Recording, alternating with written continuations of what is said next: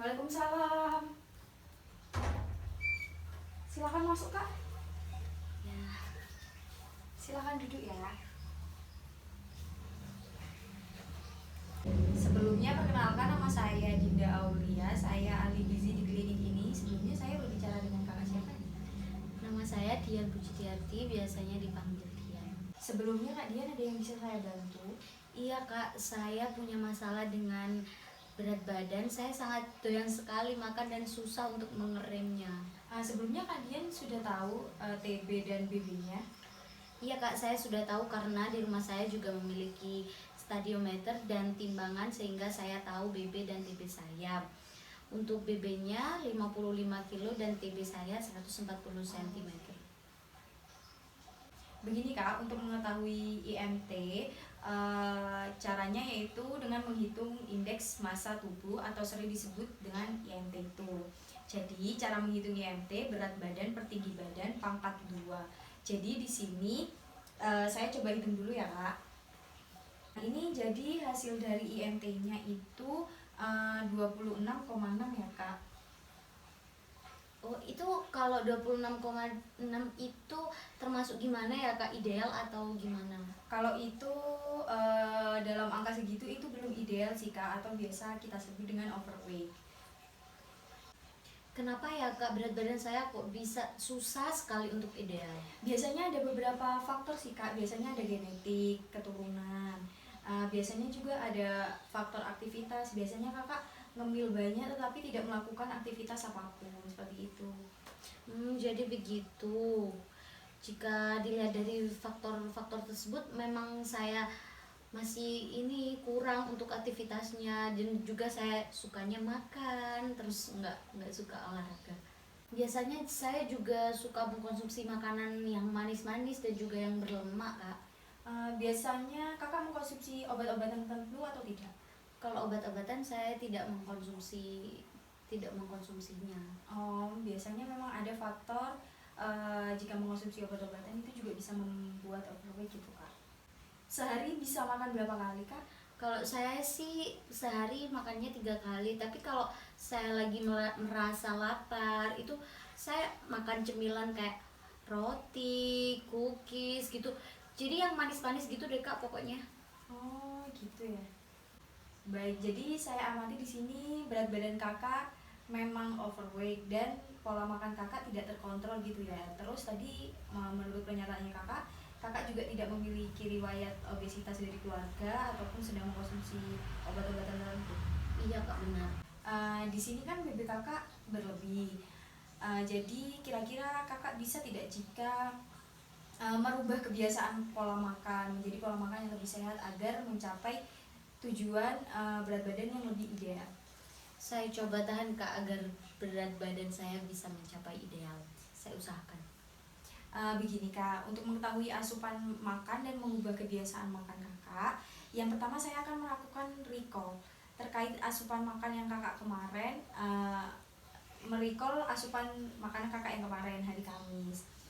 Jadi apakah Kakak bersedia? Iya Kak, saya bersedia. Jadi ini ada 2 form ya Kak. Pertama from food recall, kedua from FFQ. Terkait food recall merupakan metode untuk menanyakan asupan makan Kakak 1 kali 24 jam kemarin. Di sini kan saya merecall pada hari Jumat. Berarti yang saya tanyakan asupan makanan Kakak yang kemarin Kak. Jadi hari Kamis ya. Masing-masing masih ingat nggak Kak asupan makan yang kemarin? Oh, alhamdulillah Kak, saya masih ingat kok Kak. Soalnya kemarin saya kurang bisa mengkontrol jadwal makan saya, jadi kayak sembarangan gitu. Iya, baiknya mengisi form food recall dulu ya Kak. Nama lengkap Kakak? Dian Pujityati. Jenis kelamin perempuan ya. Usia? 20 tahun. BB-nya berapa Kak? 55. TB-nya? 145. Sebelumnya bisa Kakak sebutkan kemarin hari Kamis bangun tidur mengkonsumsi apa Kak? Saya kemarin bangun tidur, minum susu, Ya. sama sarapannya nasi, ayam bakar, terus ada udang, Ya. sayurnya sayur capcay. Setelah makan pagi sarapan ada ngemil atau enggak Kak? Iya, saya itu sekitar jam 10 saya mengkonsumsi jus alpukat Ya. sama roti panggang. Setelah itu tidak mengkonsumsi apapun. Siang-siang Kak makan siang? Siangnya saya makan ini apa, nasi rawon Ya. sama apa ya kemarin itu, es jeruk Oh, es jeruk. minumnya. Udah itu sih. Terus tapi saya selisih 2 jam saya mengkonsumsi burger. Gitu ya.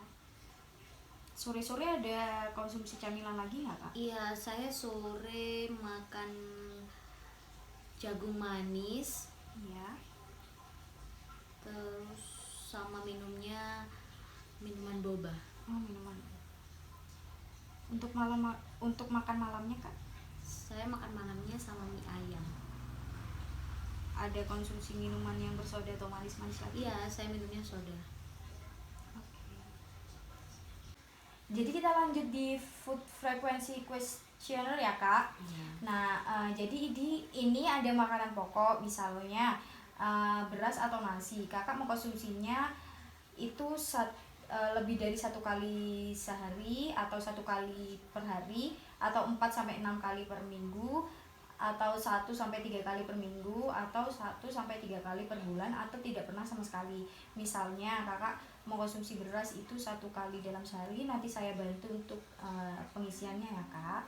Di sini ada makanan pokok, lauk hewani, lauk nabati, sayur-sayuran, dan buah-buahan, juga suplemen. Bisa kita mulai ya Kak? Bisa, Kak. Baik. Untuk beras atau nasi biasanya mengkonsumsi berapa kali Kak? Lebih dari 1 kali hari. Untuk mie? Mie-nya 1 kali per hari. Untuk konsumsi ketan Kak? Ketan saya tidak pernah. Untuk konsumsi roti? Roti 1 sampai 3 kali per minggu. Untuk konsumsi biskuit? Sama 1 sampai 3 kali per minggu. Untuk jagung segar? Sama. Untuk kentang? 4 sampai 6 kali per minggu. Untuk singkong? Sama. Untuk sukun? Tidak pernah. Untuk ubi jalar? Ubi jalar 1 sampai 3 kali per minggu. Tepung terigu? Tepung terigu 1 sampai 3 kali per minggu. Untuk tepung tapioka? Sama. Untuk tepung sagu? Tidak pernah. Kemudian lanjut kepada lauk hewani ya Kak. Ya. Untuk daging sapi? Daging sapi 4 sampai 6 kali per minggu. Untuk daging kambing? Tidak pernah. Untuk daging ayam? 4 sampai 6 kali per minggu. Untuk daging ayam? Oh, maaf Kak, hati sapi? Hati sapi 1 sampai 3 kali per bulan. Untuk hati ayam? Hati ayam 1 sampai 3 kali per minggu. Untuk ikan segar? Ikan segar saya tiap hari. Untuk ikan bandeng? Bandeng 1 sampai 3 kali per minggu. Untuk ikan mujair? Sama. Untuk ikan pindang? Ya 4 sampai 6 kali per minggu. Untuk ikan lele? 1 sampai 3 kali per minggu. Untuk udang? 4 sampai 6 kali per minggu. Untuk kerang? 1 sampai 3 kali per bulan. Untuk kepiting? Sama. Untuk cumi-cumi? sama juga. Untuk telur ayam? Telur ayam tiap hari sih. Untuk telur bebek? Oh, telur ayam enggak kak, 4-6 kali per hari. Oh, 4 sama. Untuk telur bebek? Tidak pernah. Lanjut kepada lauk nabati ya kak. Untuk kedelai? Kedelai saya tidak pernah. Kacang hijau? 1-3 kali per minggu. Kacang merah? Tidak pernah. Untuk tempe? Tiap hari. Untuk tahu? Sama tiap hari. Kacang tanah? Kacang tanah 1-3 kali per bulan. Kacang polong? Tidak pernah. Kacang kol? Tidak pernah. Lanjut ke sayur-sayuran ya kak. Untuk konsumsi bayam? 4-6 kali per minggu. Kangkung? Sama. Sawi? Sama. Kembang kol? 1-3 kali per minggu. Kol atau kubis? Sama. Wortel? 4-6 kali per minggu. Jamur? 1-3 kali per minggu. Buncis? Sama. Terong? Sama. Labu siam? Sama. Lanjut ke buah-buahan ya kak. Untuk alpukat? 1-3 kali per minggu. Untuk apel? 4-6 kali per minggu. Untuk jeruk? Sama. Untuk jambu biji? 1-3 kali per bulan. Untuk salak? Sama. Untuk semangka? Sama. Untuk melon? 4-6 kali per minggu. Untuk pisang? Sama. Kelengkeng? Iya sama. Buah naga? Enggak pernah. Lanjut ke konsumsi suplemen. Untuk susu berapa kali ya kak? Tiap hari. Vitamin C? 1-3 kali per minggu. Vitamin B? Enggak pernah. Tablet Fe? 1-3 kali per bulan. Terima kasih ya kak. Jadi ini ya kak dapat dilihat dari hasil analisisnya.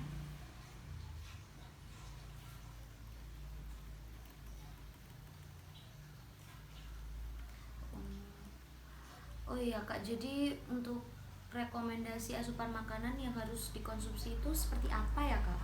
Begini ya kak, sebelumnya kakak ada alergi makanan tertentu? Tidak, untuk makanan saya tidak punya alergi. Saya juga menyukai semua makanan sih kak, tapi saya kurang suka sama beberapa sayur-sayuran tertentu. Baik kak, di sini saya bisa menyarankan untuk diet yang bisa dilakukan yaitu diet rendah energi dan tinggi serat. Tujuan dari diet ini untuk mencapai dan mempertahankan status gizi normal, menurunkan berat badan 0,5 sampai 1 kilogram per minggu. Asupan energinya juga dikurangi 500 sampai 1000 kalori per hari, dan tolong konsumsi makanan yang tinggi serat untuk memberikan rasa kenyang ya kak. Jadi gitu ya kak, baiklah kak, saya paham. Kak, untuk makanan yang tidak dianjurkan yaitu karbohidrat sederhana, misalnya roti, soda, permen, puding, lalu protein yang tinggi lemak, makanan olahan dengan cara digoreng atau dengan santan kental, dan sayuran yang rendah serat. Baik kak, saya paham. Apakah bisa mengubah kebiasaan makan yang seperti tadi saya sarankan? Insya Allah saya usahakan. Pasti bisa ya kak? Ya pasti bisa. Oke kak, jadi kita sepakati ya terkait diet yang saya anjurkan tadi. Nah, sebelumnya ada pertanyaan atau tidak? Sudah kak, saya rasa sudah cukup jelas. Ini saya beri kartu nama saya. Jika misalnya kakak ada keluhan atau mau ada hal-hal yang ditanyakan, bisa hubungi nomor yang tertera ya kak. Baik kak, terima kasih. Baik kak, jika tidak ada yang ditanyakan, saya cukupkan konseling ini. Semoga kakak bisa mencapai berat badan yang ideal ya. Harus semangat, pokoknya harus konsisten. Ya, terima kasih kak atas motivasi dan sarannya. Ya Kak, sama-sama, hati-hati di jalan ya. Terima kasih. Assalamualaikum. Waalaikumsalam.